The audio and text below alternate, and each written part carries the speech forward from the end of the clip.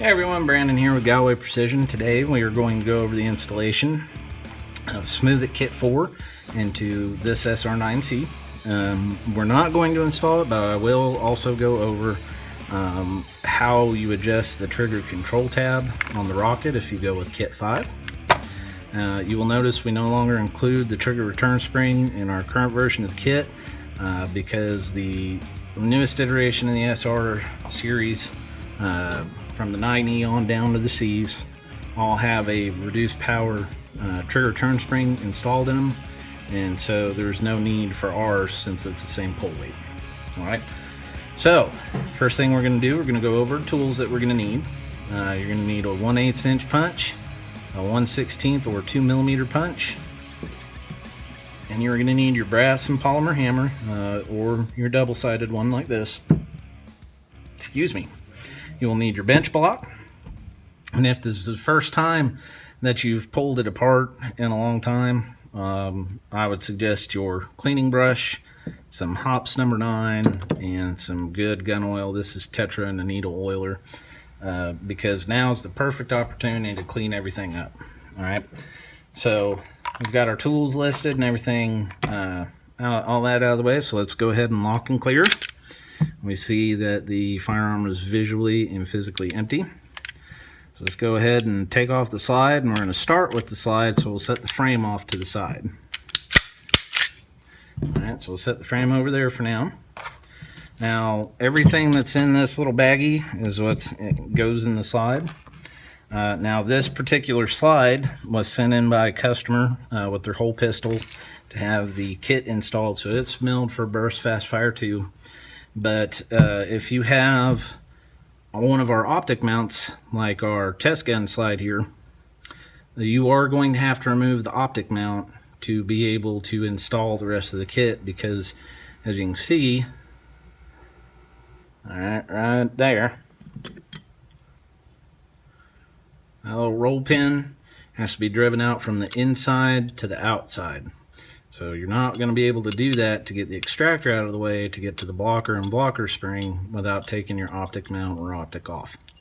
Alright, so we're going to remove this guide rod assembly. We're going to remove the barrel, and we're going to go ahead and remove the optic.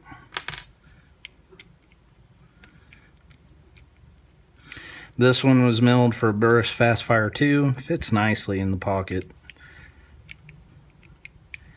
Alright, so we're going to pull all that off. We're going to set the optic off to the side.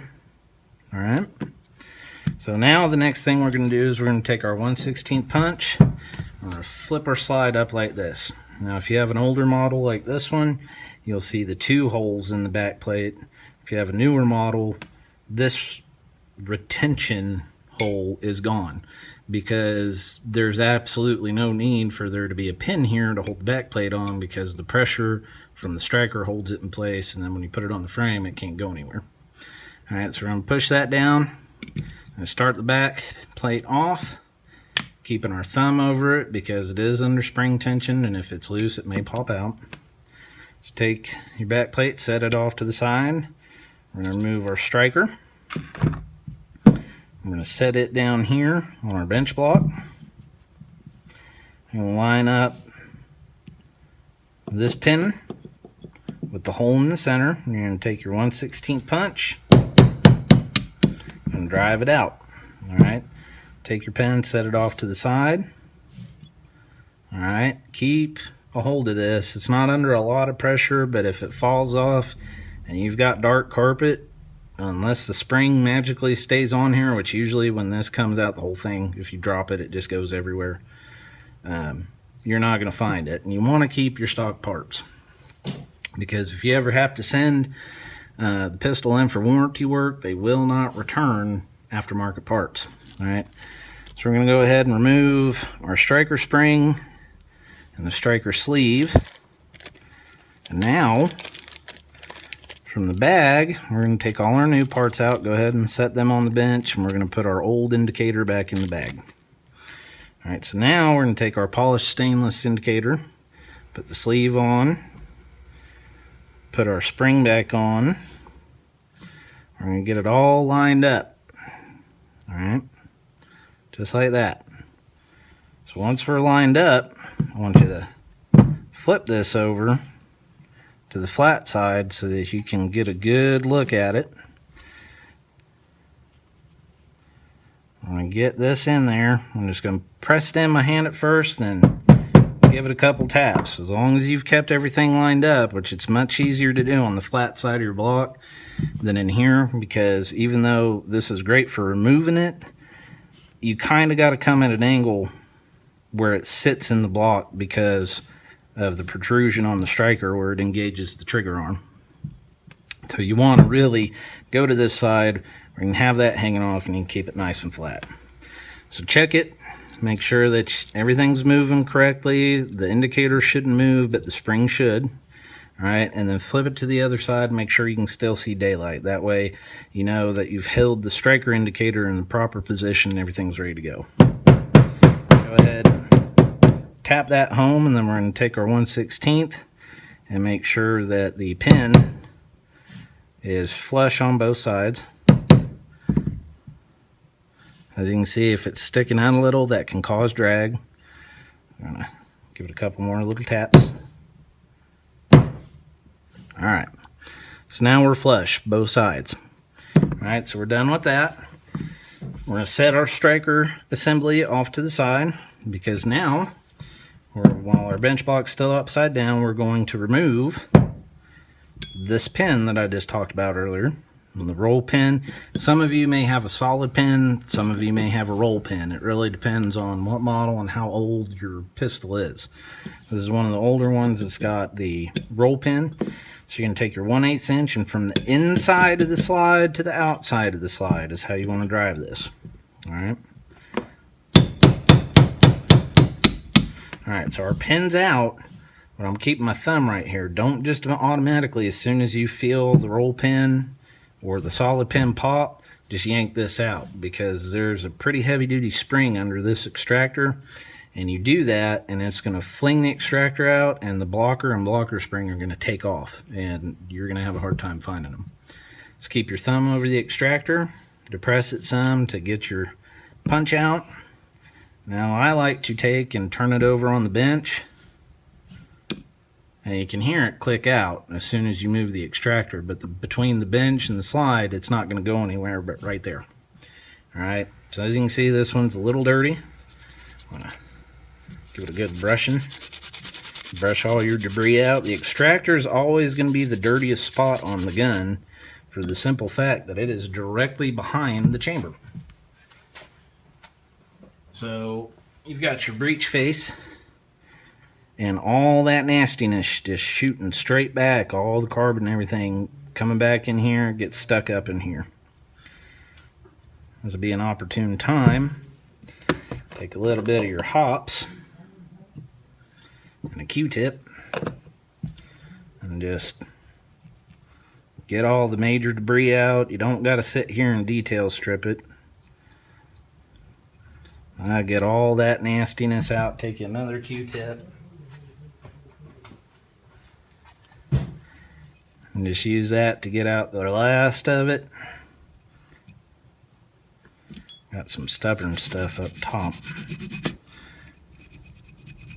And guys, whatever you do, do not use grease on a modern firearm. Grease is fine for barrel lugs and on bolt actions and things like that, but in a pistol, you're just going to gum up the works. Alright, as you can see, that's pretty gummy. Eventually, that probably would have led to a failure. Alright, so we're going to stick that and the spring attached to it in the bag with our goodies. Alright, so we've got this turned upside down. Take a little bit of your oil, put it on a different Q-tip, because we don't want a whole bunch of oil down in there, because that's going to draw stuff. You just want a nice good coat. Alright, so now we're going to take our polish blocker and reduce rate blocker spring. I like to hold it like this, but I'll hold it this way so you can see what we're doing here. Alright, you're going to insert the blocker first, see where the spring is. You want it to go into its pocket, and you want the blocker to move freely like that. If it sticks, doesn't come out, make sure there's no debris stuck in there, but also make sure that you haven't got the spring hitting the wrong spot on the inside of the slide, because it'll bunch it up and then the blocker's not going to move and the spring's ruined. So while we're holding our blocker in, and take our extractor spring. Ooh, let's wipe that extractor off first. This is another good point. See all that gunk that gets up in there? That's why you want to make sure you get all that out of there, because that can cause a failure to extract too. Because you get a big buildup where it's trying to grab the brass and it can't because it's full of junk. Alright, so once we've got that all cleaned up, go back, push the blocker in. We're going to set our extractor spring in the pocket. It's not going to be perfect because you've got a nub on the extractor itself. You're going to come from the front of the slide, and you're going to hook it in. You can see the cutouts. They're going to rest on the blocker. And then line up your little nub with your spring, like that. Push the whole thing home. Now we're going to take our roll pin or our standard pin, whichever one you have. I'm going to insert it back into the top. Make sure that you're doing it with the most beveled edge. Take and drive it home just a little bit, enough to where the extractor is going to seat so you can let it go. Take and put it back on your block. And take our 1/8 inch. I'm going to drive it home. Alright, that's how it should be on both sides. It should be flush or at least equidistant. Alright, so now we're going to take our striker, we're going to reinstall it. Now if you live in a California state, this is the part where you would put your magazine disconnect blocker right here. That's what goes there. But we're not doing that. It really just kind of impedes pretty much anything with the pistol. So I never put it back in, and if you send your gun in for work, we're not going to put it back in. Just to let you know. There's really no need for it, and honestly, the design of it wasn't very great on the SR, and you can override it with the magazine out of it anyway. So anyhow, neither here nor there. We're going to put our fast fire back on here right quick. Alrighty. Now if you have the Optic mount plate that we talked about earlier, you will drive that back in just the way that you drove it out and installed it to begin with. So those of you that have that, that's already pretty self-explanatory. We'll grab the other slide real quick though, and we'll go ahead and show you how that's done too. Alrighty.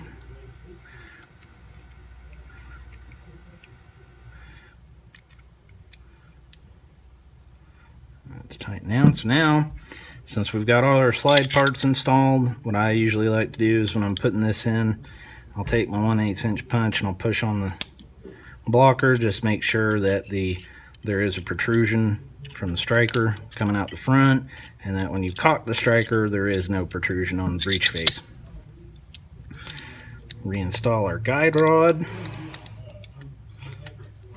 This is the stock one. Another reason that I highly suggest upgrading to the stainless one that we make is because the inner sleeve of this thing is plastic and it likes to get bound up. Alright, so we're done with our slide. We're going to take that, set it off to the side, because the next part is going to be installing the trigger bar and the frame. But before we get to that, let's talk about this. Alright, so if you've bought the Optic mount plate and you need to take it off, there are 2 set screws here that I have already removed for, just being expedient for the video. But there's only one direction. Alright, rear sight on a Ruger always goes off as you're facing it to the right, not to the left. If you look at it real close, you'll see when you take your Optic mount plate out, which you're going to use your polymer hammer for, and just tap it out. But you can see that the opening's wider on this end than it is on this end. So if you try and come in from that way, that's it. That's as far as you're going to go. You're going to beat it back on, and it's going to get stuck. So we've taken that off, so now you can get to that. We've put everything back together. Let's go ahead and tap it back on. And when you get to this part, where you got to line it up with the LCI, what I always do is I will take the guide rod and the barrel out, and I'll lift the loaded chamber indicator, just like that, so that it goes correctly into the cutout on the optic mount plate. Then you can tighten your 440 by 32 set screws using your .050 Allen wrench back on there. All right, so now we are ready to move on to the frame. So when you take this field strip this pistol, you will see there's hair in there, and it's not mine. You'll see your ejector. All right, the ejector in the SR moves down. That's where it goes when you're stripping it. But once it's stripped and you put the slide back on, if you don't pop this up, you're just going to have a dead trigger. It's not going to reset. It's not going to do anything, because this, not only is it the ejector, but watch what it does. It lifts the trigger arm to where it needs to be. If you don't lift the trigger arm up, it can't engage with the striker, so on and so forth. All right, so why is that important? That's the first pin you're going to take out. Now, it can't be straight up and down, and it can't be all the way forward. You've got to have it right about there. You're going to take your 1/8 inch and you're going to push that pin out. Now, it's very important that we talk about why we just did that. All right, so you see these two notches. It's hard to probably make out in the video. On one side here, one side here. All right, and then you got this flat notch. That's your third one. If you notice the cutout in your frame, see if we can get a decent shot of that there. This part here is flat, just like this part of the pin is. Now it can go in backwards to a certain point, and it's going to stop, because as soon as it can't get to these cutouts, these three cutouts, it's going to not want to seat all the way. What people have a tendency to do is, if they put it in backwards, they beat it in. Don't do that.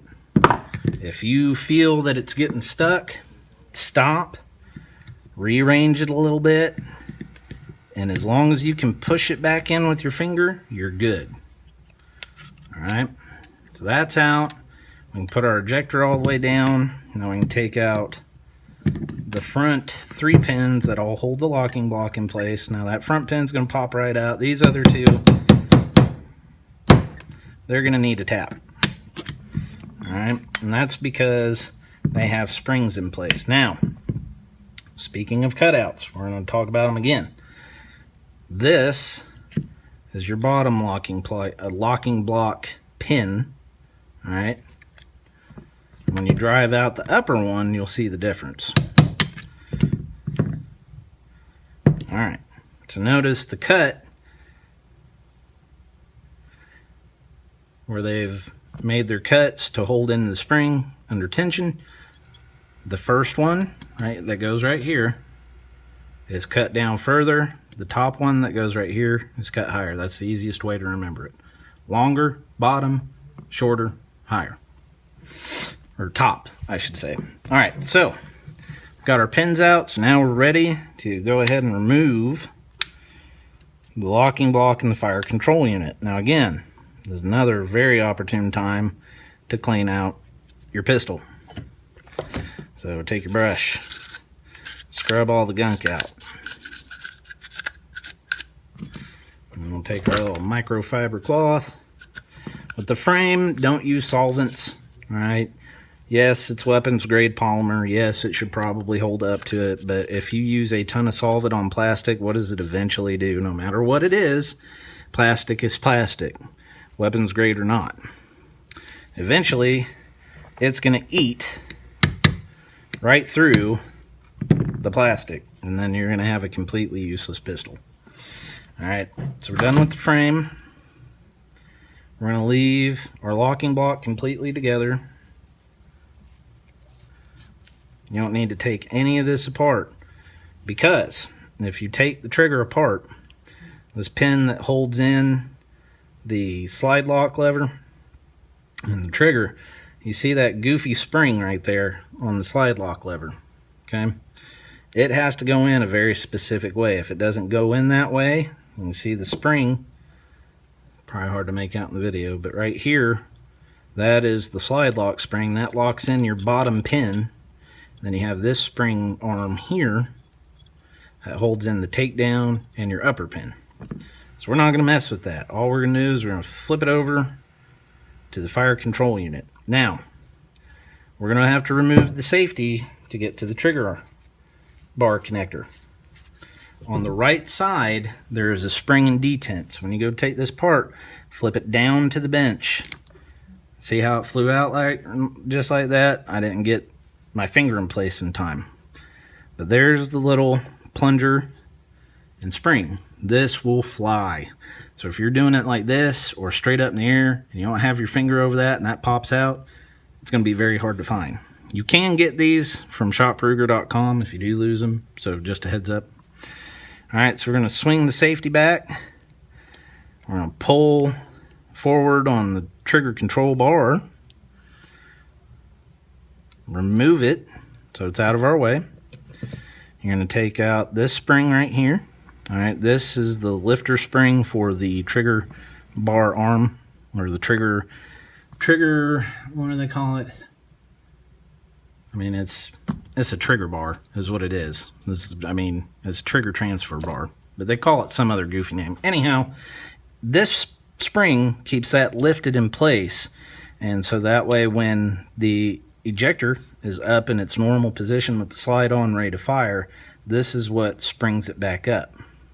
When you pull it down, this little bar right here on the side of the trigger transfer bar, right, that little nub, locks into the ejector, pulls it down, and this compacts, the spring compacts, and so that everything's out of the way.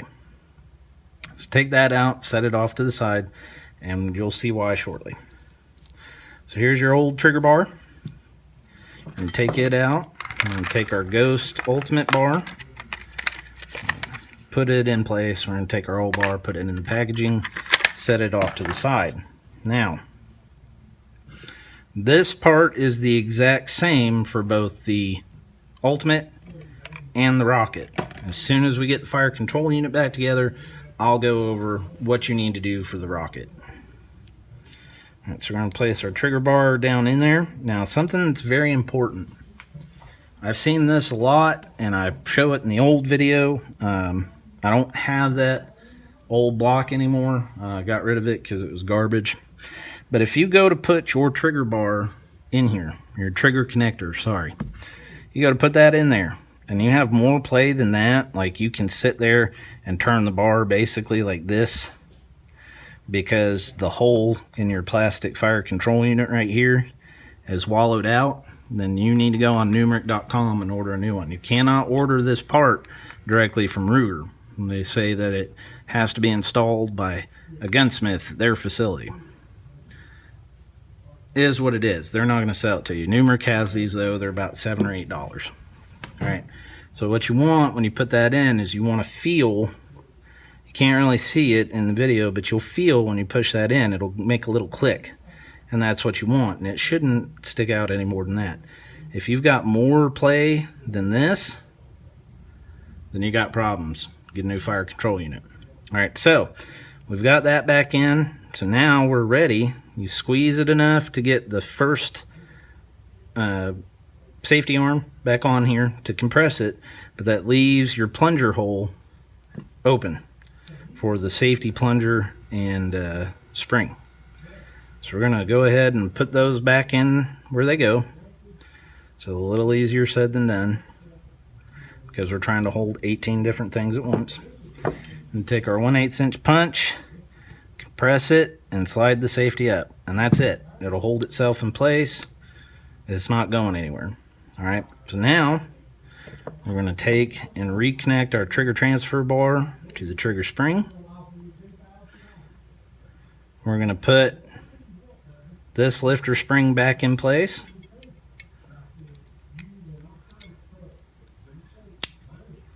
All right, now it's ready to go back in the frame.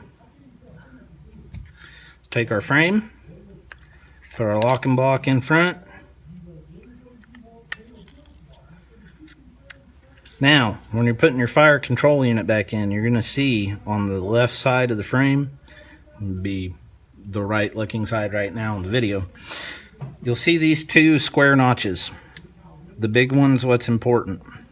On this side of things, you need to make sure that this spring, see how you've got your part that comes out right there at an angle, that needs to stay in the fire control unit. What it has a tendency to do is while you're pressing this back in and you get it locked in place, is that spring will want to come out and pop out the front here, right in this little crack between the fire control unit and the frame. If it does that and you don't notice it and you put the gun back together, it's not going to work.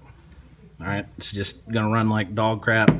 It's not going to reset properly. So that's the first thing you need to check if you get everything back together and you're like, man, this isn't working right. And the telltale sign will be, not only will that arm be sticking out in the crack, this round part of the spring, the round part, will not be on this notch in the fire control unit. It'll be sitting out, floating around. So that'll be the very first thing you look for. All right, so we're going to press our locking block back in. Oh, see, and it does that too. Make sure that this spring stays in its pocket, because you go to shove it back in and you see how it popped out just now. It likes to do that. Make sure that the trigger is forward and the safety in the trigger is engaged so that everything's sitting and your holes line up so you can start putting everything back in. I'm going to put our front pin in. With the front pin, you do have a notch. It goes to the left and it's going to lock into a rubber grommet. Alright, you'll feel it when you pop it in, you'll feel it pop right down. So remember what we said earlier, longer goes on the bottom. Take your polymer, drive it home. Alright, so now we're going to take our short one and it goes on top. And press it home. You'll hear it click and lock in place. Tap it back. If it's sticking out too far on one side, give it a little tap back, but then push it and make sure, see how the bottom one, it's supposed to, due to the tolerances of this one, it's going to stick out a little bit more. But you heard it click. That's what you need it to do. It needs to click in place. Both of them do. So that one, that was too far. Hear it click, it's good. Alright, so now we're going to take and put in our fire control unit pin. Remember, we've got to have not all the way up, not all the way down, but about right there in the middle. Flat to flat when you're going in. Now you may have to wiggle it like I just did if you don't have it just exactly where it needs to be. Just wiggle it back and forth. Once it goes in, you know it's in correctly, because the ejector goes all the way up. It goes all the way down, goes all the way up. Alright, so now we're ready to go ahead and talk about the ultimate, or correction, the tactical. Alright, so when you get your tactical, you're going to open it. Alright, you're going to notice this tab. This is called the trigger control tab. Trademarked, patented, a whole 9 yards. What this does is control over travel of the trigger when it's installed in the fire control unit, where the ultimate is right now. Very important, when you open this, pull the paper out, you've got your Ghost for Life, keep a hold of that card. But the installation instructions are printed on the inside, okay? So what you will do is you will start Now here's what I use. I don't have it sitting right here. I've got it somewhere else right now, but at Harbor Freight, they've got a little mini grinder wheel. It's like $25. It's got a stone side and it's got a polishing side. I use the stone side and I do a little bit at a time. At home, if you don't have access to machinist stones or anything else, you're going to take a Swiss file, a flat Swiss file. That's a nice fine file. And you're going to start here. You're going to take a couple thousandths off, reinstall it, test. Now what you're looking for when you test with the tactical is first, when you put it in, if the trigger does not drop at all, you haven't taken enough off, it's pushing too far forward on the arm right here. This is where it interacts on this piece of the transfer bar. So you want it to go to where it will drop, consistently drop the striker. One way to do this is you can just about measure. It should be right about there is where you want to start with. This amount of void between here and here, the trigger control tab should touch that. That's about where you want to start. Some of these things, some of the older ones are so loose in their tolerances, you can put it in just like that, not touch the tab, works perfect. If you need to adjust it, you'll do small adjustments in small increments, just like it says in the instructions.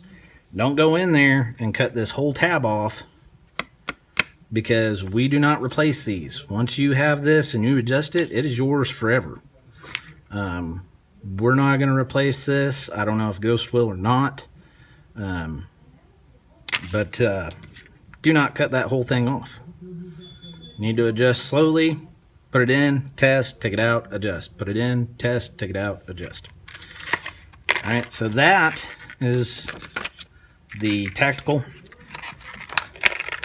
And those are the instructions that come with it. So now we're ready to put our pistol back together. Go ahead and put the slide on, lock it to the rear, put our takedown in. Very important, pull up on the ejector so that you know it's going to do what you want it to do, and go ahead, let the slide forward. First thing we're going to do is place the weapon on safe. The trigger should not fall. Weapon on fire, trigger should fall. You should hear, in the old parlance, you should hear the hammer fall, in this case a striker. Hold the trigger to the rear, rack it. Your striker indicator should be sticking pretty far out, because what we're going to do now is we're going to check our reset. Notice striker indicator goes flush, we've got good reset. Pull the trigger, striker should fall, and that's it, guys. That's your function check. And with the Smooth It Kit 4, you're going to get down from the 7-pound stock trigger to about a 6 to 5 pound, 5.5 pound trigger, depending on the tolerances of your particular pistol. So this is a huge improvement over the old stock setup. The wall that you reach at the back of pull is not there. So you've got a nice, quick, much faster on reset, much faster on the pull, and it's just a lot better feeling. And then add in an Optic and you're good to go. This thing is ready to party. All right, so that's going to be it for this video, guys. If you've got any questions, feel free to email me at tech, that's Tango Echo Charlie Hotel, I apparently need more coffee, at GallowayPrecision.com. Be sure to follow us on social media here on YouTube, like, comment, and subscribe below. Be sure to follow us on Instagram, Facebook, and Twitter. Go by the website or the Facebook page and sign up for our monthly newsletter.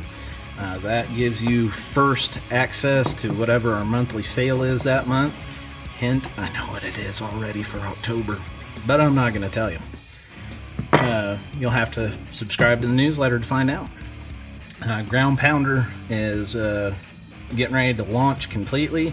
We're getting products put up on the site, and we're just waiting on one final thing from the checkout, and it'll be up and running, so be sure to go by there and check that out. new products on the horizon for a couple different pistols and some subcal rifles out there. So keep your eyes open for that. And that's going to be it, guys. So as always, be safe, be accurate, and God bless.